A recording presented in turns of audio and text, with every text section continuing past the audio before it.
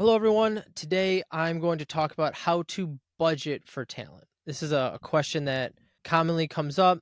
Most of my clients and the content I create is geared towards entrepreneur or business owners because I believe my philosophy towards talent and hiring and I guess building teams is more catered towards that type of environment.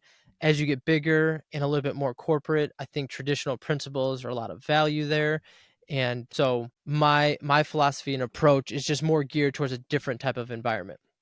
And so clearly, an entrepreneur and small business owners don't have endless budget when it comes to hiring and talent. And this is clearly a stressful situation because you want to hire the best people, but you don't necessarily always have the pay to follow.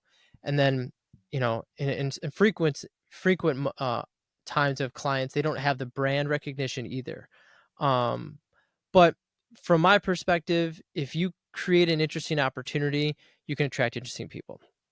But today's video is more about budget. And so I break budget down in really kind of two buckets. So one, I have kind of more of our hard costs, what we're going to pay, the benefits that come along with it, and then the perks. So when I look at pay, my pay goes from market, premium, and we can go under market, even though I highly advise not paying under market value. That's because it's hard to retain individuals. We see this in like hospitality where individuals will leave for $1 or $2 extra an hour because it's a big difference when you're making 13 or $15 an hour, 15 versus 17, etc. So if you can avoid paying under market, unless you're offering a crazy perk or it's a crazy interesting opportunity that people would do it for free and they're happy to get paid anything to do it. Those opportunities, I guess, paying under market value would work, but I advise staying away from that. So either you got market and premium.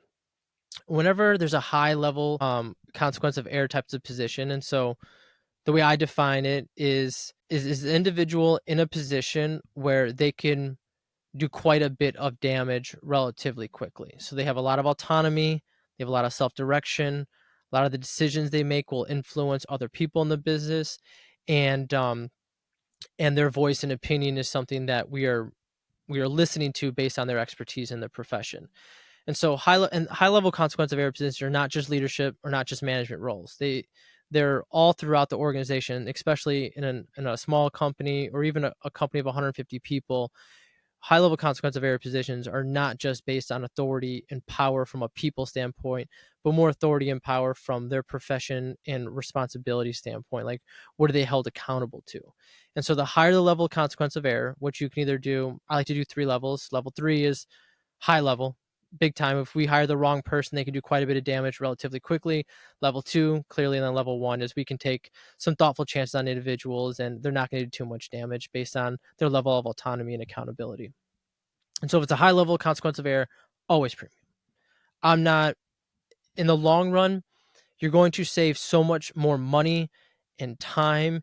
And there's so many costs that we probably can't even quantify that the wrong hire in a high level consequence of error position can do. And the perfect, case study, and I don't even know if they were the wrong hire, was the Bud Light campaign. And we saw what happened to Bud Light.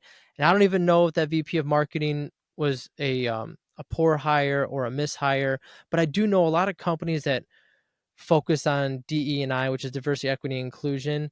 They pigeonhole themselves to hire an individual based on aspects that don't really predict performance at all.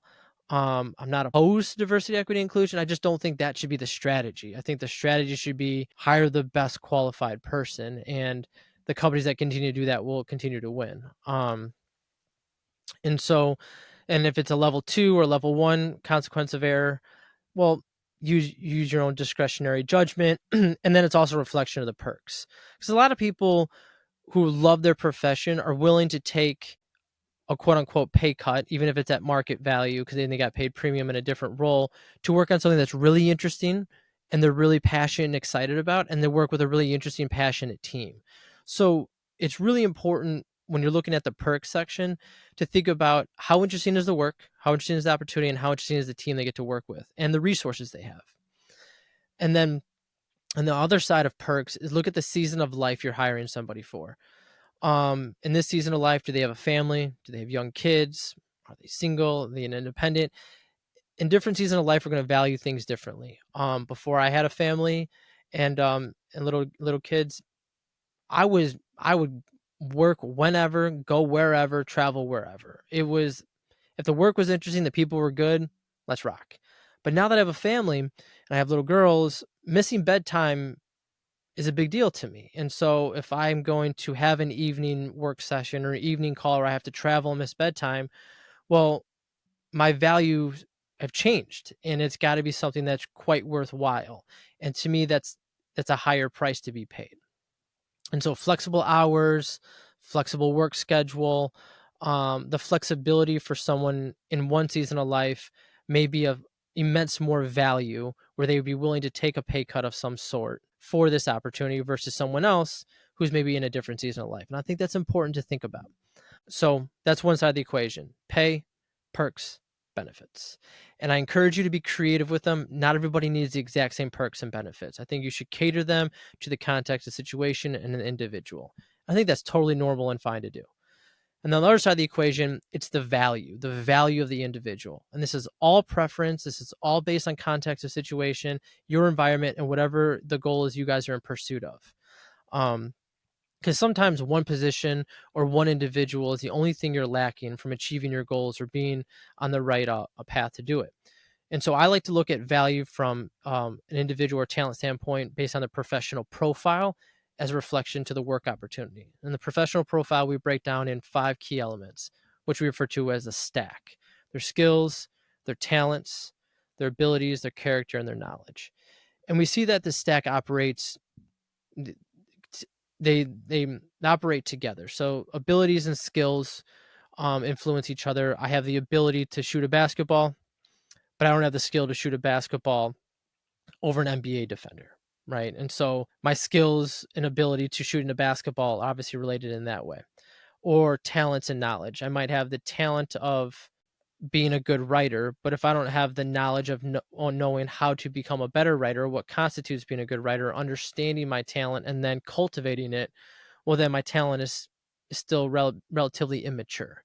And so what I really love with that specific relationship is understanding someone's talent and then learning how they've taken and cultivated that talent, which makes it so much more valuable from my perspective and the individuals I like to work with. And character is what are their values and morals as individual within their profession.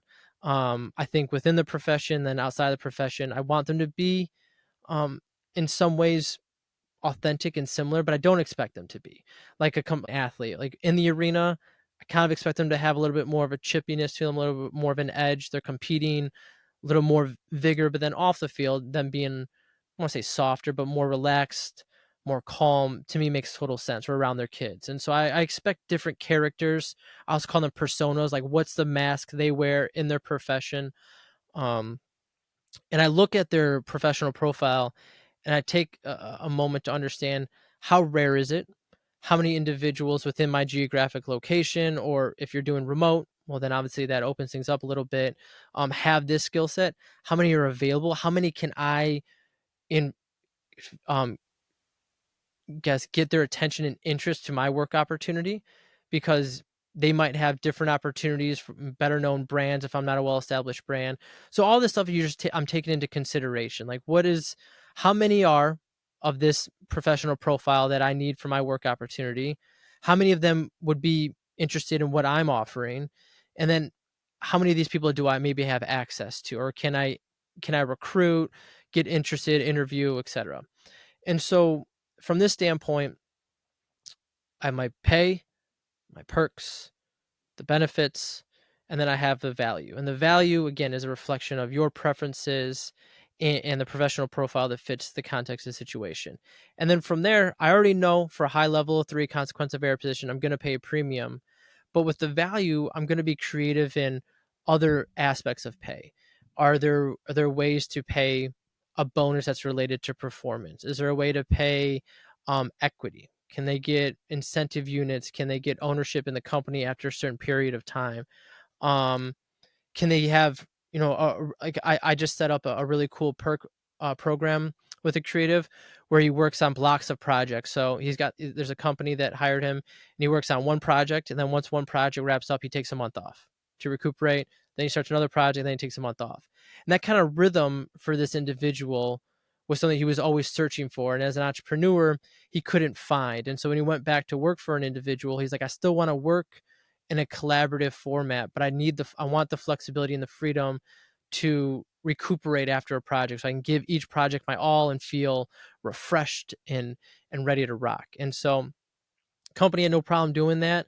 And then we set up the agreement on the month that they're not working, their pay obviously changes. So they have an on project pay and then an off project pay. And it worked well for both parties. And it was a really cool, I think, plan to put together because it wasn't hard and it worked for everybody in that sense. So when it comes to budgeting for a hire, try using these two buckets and remember that it's a reflection of consequence of error of hiring the wrong person, a reflection of the interest in how interesting is the work opportunity, and a reflection of the rarity of the professional profile. If you approach it with this, you don't have to worry about paying everyone the exact same or having the exact same benefit package or perk package. You can take each individual opportunity to hire somebody and look at it outside of maybe the total organization.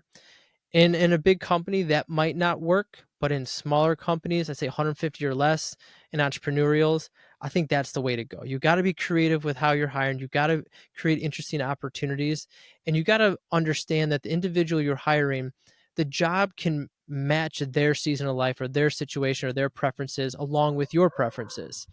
Um, Trying to have a one size fits all, I think, is a fool's errand, and I don't think it's necessary. We live in such a great time and era where you can be flexible and we can be creative with it. And there's so many different ways to go about it. And so I encourage you when you're budgeting for hiring to not just take what's easy or standard or general, but to take it as more of a reflection of the context of your situation and what you're doing, and then cater it towards the level of consequence of error and the professional profile. I hope this helps. If you have any questions, I breezed over something too fast, please let us know. I'm happy to provide, more information in this topics. I know it could be a little complicated, but the biggest thing is leverage the context of your situation in reflection of making the right decision. Try not to nickel and dime if you can't. Pay premium where you can for the high levels of consequence of error, and be creative with the perks and the compensation packages. That's all for now.